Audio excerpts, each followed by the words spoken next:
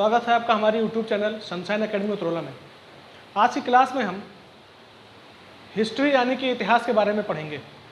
तो आइए सबसे पहले देखते हैं कि इतिहास क्या होता है। तो पहले हम इतिहास की परिभाषा लिखेंगे, जो वैसे तो इतिहास की कोई संपूर्ण परिभाषा है नहीं, लेकिन कई इतिहासकारों ने अपने हिसाब से इतिहास की परिभाषा दी है। तो आइए कुछ परिभाषा उसमें से देखते हैं। तो हम अगर कहें तो इतिहास को एक तरह से हम बोल सकते हैं कि पिछली घटनाओं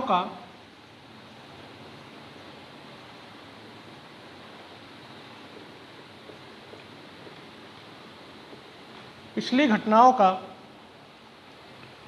एक समझदार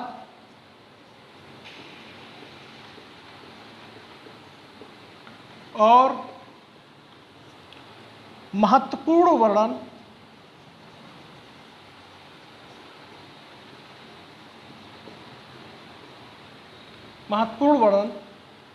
ही इतिहास कहलाता है।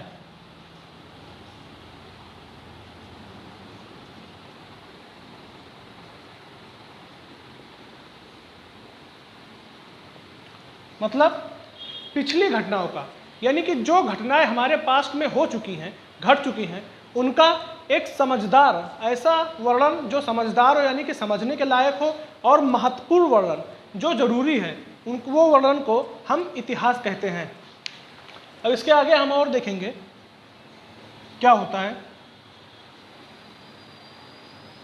हमने अभी इतिहास का एक परिभाषा देखा, तो अगर हम इतिहास के विकास के बारे में जानकारी लें कि इतिहास का विकास कैसे हुआ, तो उसके बारे में हमें साक्ष्य मिलते हैं कि प्राचीन ग्रीक इतिहासकारों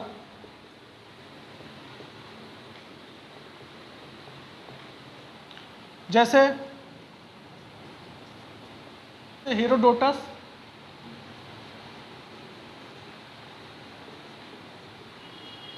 और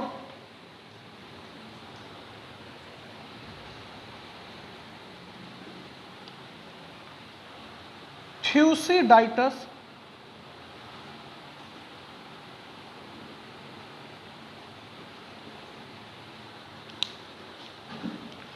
के साथ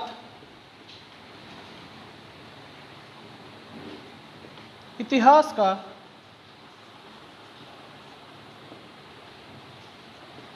सटीक विकास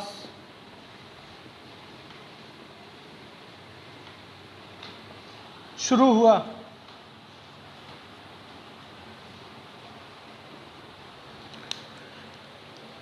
तो इतिहास का विकास कैसे हुआ या इतिहास की विकास कैसे शुरू हुई, तो प्राचीन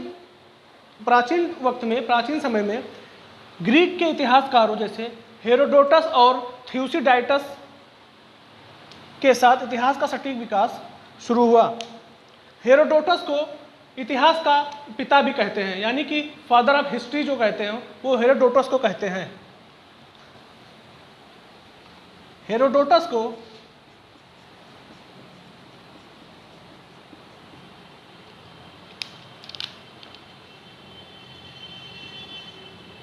इतिहास का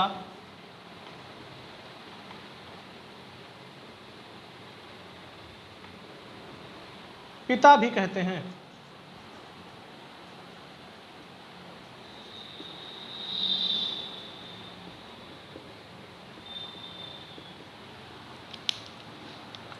तो अभी तक हमने देखा इतिहास की परिभाषा एक संक्षेप वर्णन में देखा, और अब इतिहास का विकास कहाँ से हुआ, कैसे हुआ, और किसको इतिहास का जनक माना जाता है, तो वो हेरोडोटस हैं।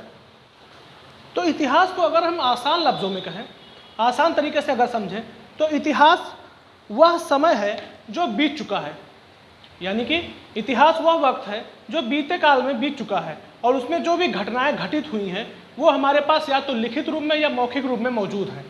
तो आइए हम देखते हैं कि इतिहास को अगर हम एक आम भाषा में देखें तो क्या कहते हैं। तो इतिहास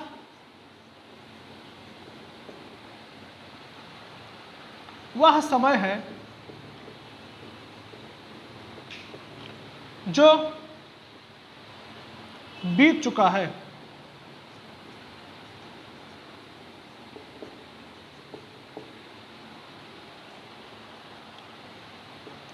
लेकिन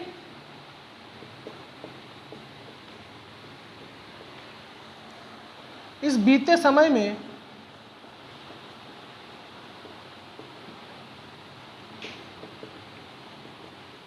क्या घटनाएं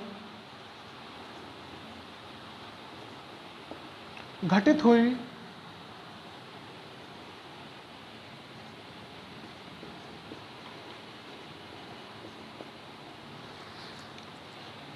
उसके कुछ अंश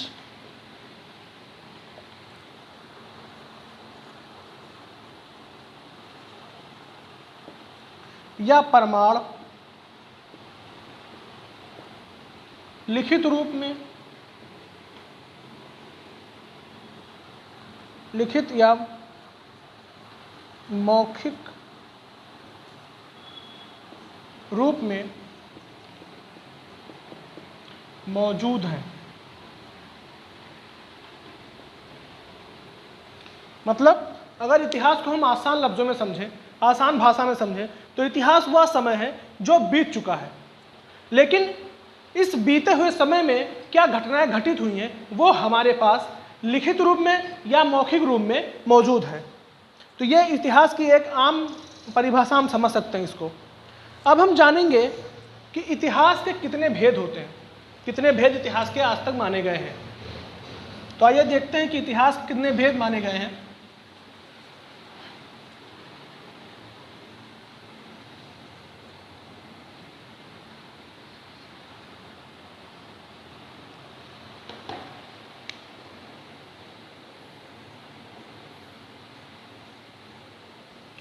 तो इतिहास में आम तरीके से 3 भेद माने गए हैं। इतिहास के 3 तरीके माने गए हैं। पहला है प्राचीन इतिहास,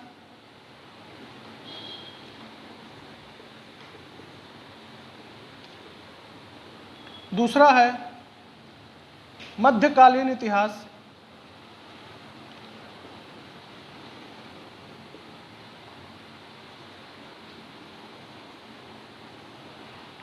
तीसरा है आधुनिक इतिहास।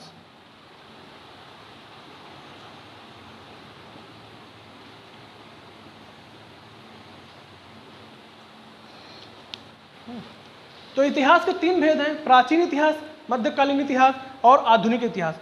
तो आइए सबसे पहले हम प्राचीन इतिहास के बारे में जानते हैं।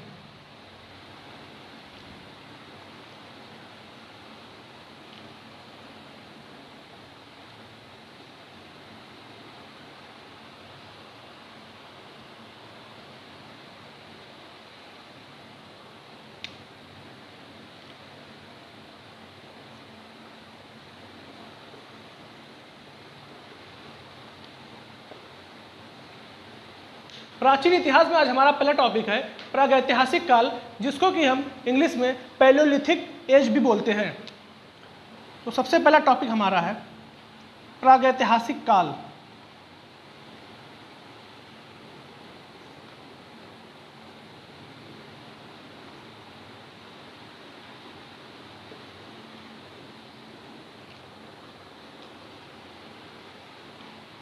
तो हम जानेंगे प्रागैतिहासिक काल कब से कब माना गया है। तो जो प्रागैतिहासिक काल है वो 5 लाख बीसी से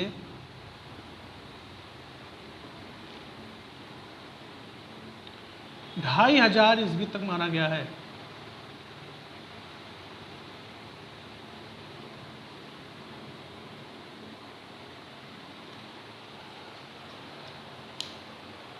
जो 5 लाख बीसी से 2500 एडी तक माना गया है।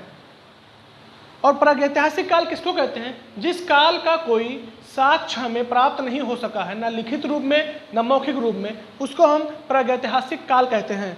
तो उसकी परिभाषा यहाँ पर लिख देते हैं। प्रागैतिहासिक काल क्या होता है? जिस काल का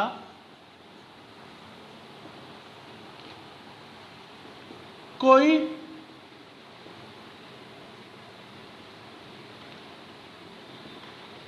लिखित साक्ष्य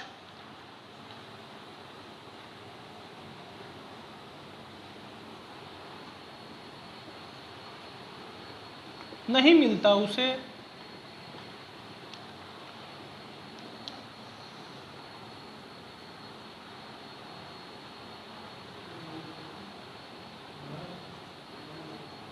प्रागैतिहासिक काल कहते हैं।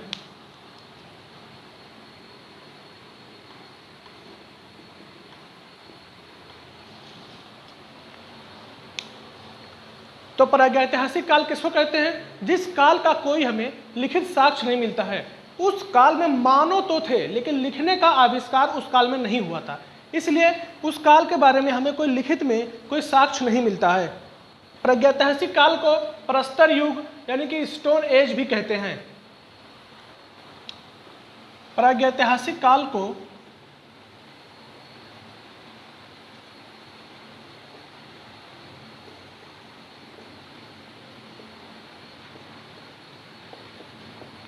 प्रस्तर युग भी कहते हैं, यानी कि स्टोन एज भी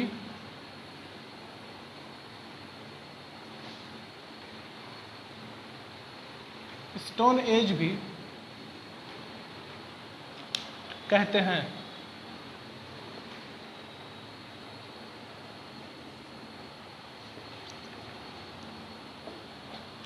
अब इस काल को प्रस्तर युग या स्टोन एज क्यों कहते हैं? क्योंकि इस काल में रहने वाले जो आदिम जाति थी, उन लोगों को हथियारों के जो होते थे, उन लोगों के जो हथियार होते थे वो पत्थरों के बने होते थे, जिनसे वो शिकार करते थे और उनका कच्चा मांस खाते थे। हमारी वीडियोस को देखने के लिए धन्यवाद। हमारे चैनल को लाइक, शेयर और सब्सक्राइब करें और अपने आइडियाज़ और व्यूज़ को कमेंट बॉक्स में ज़रूर लिखें। धन्यवाद।